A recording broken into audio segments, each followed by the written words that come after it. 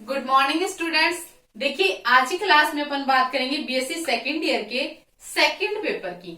तो देखिए BSc second year का सेकंड पेपर आपके हैं एनिमल फिजियोलॉजी एंड बायोकेमिस्ट्री। तो देखिए एनिमल फिजियोलॉजी का फर्स्ट टॉपिक आपके है फिजियोलॉजी ऑफ डाइजेशन। तो देखिए फिजियोलॉजी को पढ़ने के लिए आपको पता होना चाहिए कि फिजियोलॉजी होती क्या है। तो फिजियोलॉजी का मतलब होता है फंक्शन ऑफ ऑर्गन, ठीक है। दूसरी ओर अगर अपन बात करें डाइजेशन की, तो डाइजेशन का मतलब आप भोजन को कैसे डाइजेस्ट करते हैं। तो देखिए भोजन को अपन कैसे डाइजेस्ट करते हैं, ब्रेक डाउन करते हैं कॉम्प्लेक्स फूड पार्टिकल को इनटू स्मॉल फूड पार्टिकल में। ये अपन ने बात कर ली फिजियोलॉजी ऑफ डाइजेशन की। आप देखिए जब अगर मैं ह्यूमन के डाइजेशन की बात करूं तो वो क्या है, दो पार्ट में डिवाइड रहता है। एक तो रहता है एलिमेंट्री कैनाल में और दूसरा रहता है किसमें, डाइजेस्टिव ग्लैंड्स में। तो देखिए इधर ये डायग्राम की तरफ आप ध्यान दीजिए। एलिमेंट्री कैनाल देखिए माउथ से लेकर एनस तक स्थित होती है, मतलब माउथ से लेकर एनस तक आपके ये फैली रहती है। अब देखिए आपने भोजन लिया माउथ में या बकल कैविटी में। अब ये भोजन कहाँ जाएगा, ये पाइप लाइक जो स्ट्रक्चर है, मतलब इसमें माउथ के अंदर जो सलाइवरी ग्लैंड्स है वो तो अपन डाइजेशन में पढ़ेंगे। अपन देखिए बेसिक आपको ओवरव्यू बताती हूँ कि अपन डाइजेशन कैसे करते हैं।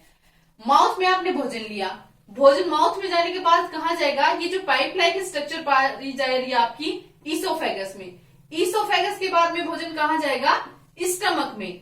स्टमक में के बाद भोजन जाएगा स्मॉल इंटेस्टाइन में। मतलब भोजन का जितना भी पाचन होता है वो कहाँ होता है, स्मॉल इंटेस्टाइन में। स्मॉल इंटेस्टाइन के बाद में भोजन जाता है लार्ज इंटेस्टाइन में।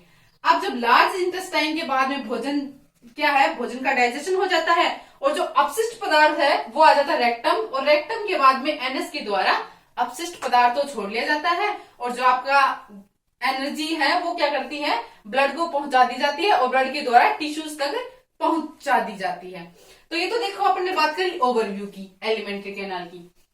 अब देखिए अपन फूड लेते हैं, ठीक है, चाहे वो हर्बीवोरस हो या एनिमल्स हो। तो उस फूड में क्या पाए जाते हैं, देखिए पहला कंपोनेंट की अगर मैं बात करूं तो कार्बोहाइड्रेट, ठीक है। दूसरा देखिए फैट, तीसरा देखिए protein, nucleic acid, vitamins, minerals और वाटर। ये कंपोनेंट तो आपके चाहे वो हर्बीवोरस हो या चाहे एनिमल हो उसके फूड में पाए जाएंगे। तो देखिए जो कार्बोहाइड्रेट और फैट हैं ये दोनों क्या है, एनर्जी प्रोड्यूसिंग कंपोनेंट्स हैं, मतलब इनसे क्या होगी, एनर्जी मिलेगी। दूसरा देखिए प्रोटीन की अगर मैं बात करूं तो ये क्या है, बॉडी बिल्डिंग कंपोनेंट्स हैं, ठीक है।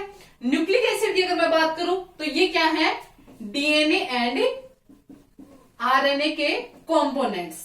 मतलब अगर मैं एग्जांपल दूं, अगर आपने कर्ड खाया तो कर्ड में का जो बैक्टीरिया है वो क्या है, लैक्टोबैसिलस। तो लैक्टोबैसिलस का जो जेनेटिक मटेरियल है वो क्या है, आरएनए। तो आपने अगर कर्ड खाया तो उसका भी डाइजेशन होना जरूरी है, तो मतलब न्यूक्लिक एसिड का भी डाइजेशन जरूरी है।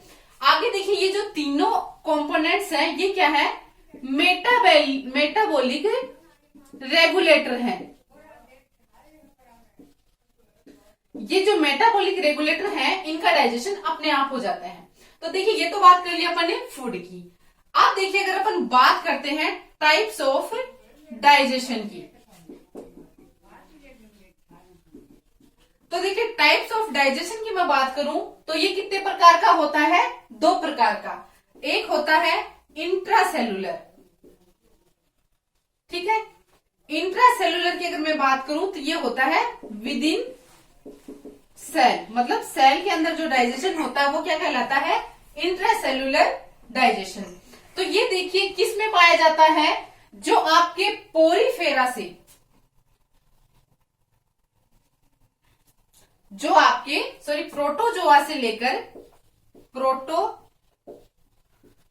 से लेकर पोरीफेरा तक के जितने भी एनिमल ग्रुप में जो एनिमल पाए जाते हैं उनमें किस प्रकार का डाइजेशन पाया जाता है, इंट्रासेलुलर प्रकार का।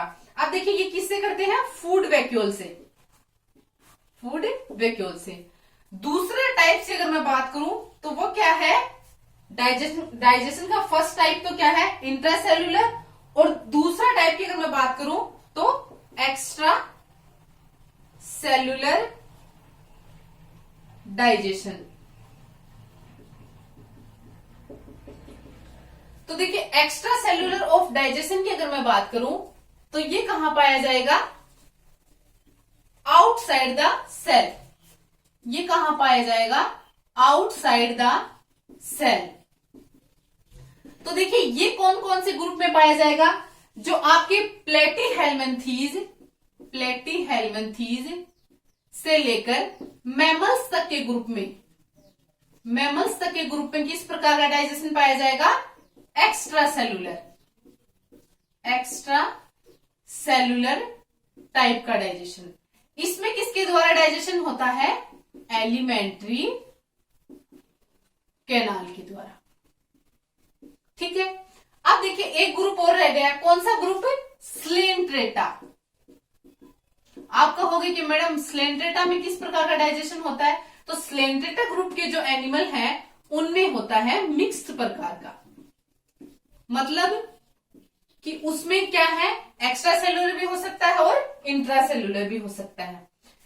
ठीक है, तो ये तो देखो आपने अपन ने बात कर ली किसकी, टाइप्स ऑफ डाइजेशन की। आगे देखिए अपन बात करते हैं प्रोसेस ऑफ डाइजेशन की। किसकी, प्रोसेस ऑफ डाइजेशन। तो देखिए डाइजेशन की जो प्रोसेस होती है वो कितने, दो प्रकार से होती है। एक तो होती है फिजिकली डाइजेशन और एक क्या होता है, केमिकली डाइजेशन। फिजिकली डाइजेशन की अगर मैं बात करूं, physically digestion,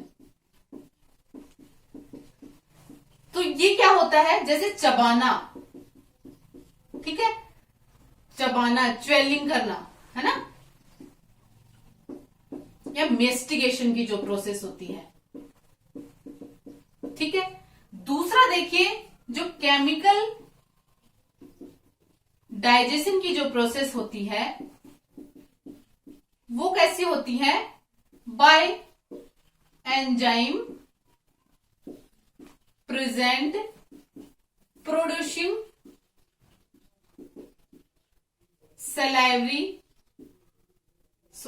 salivary glands and accessory organ।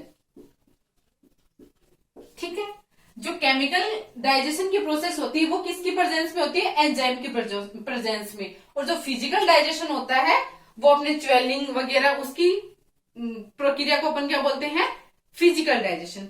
तो देखिए आपको डाइजेशन पढ़ने से पहले आपको ये पता होना चाहिए कि अपन कैसे डाइजेशन करते हैं, किस प्रकार से होता है, कौन कौन सी प्रोसेस होती है और कौन कौन से टाइप्स होते हैं।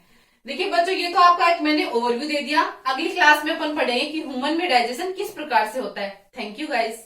देखिए अगर आपको वीडियोस पसंद आ रहे हैं तो लाइक एंड सब्सक्राइब जरूर कीजिएगा।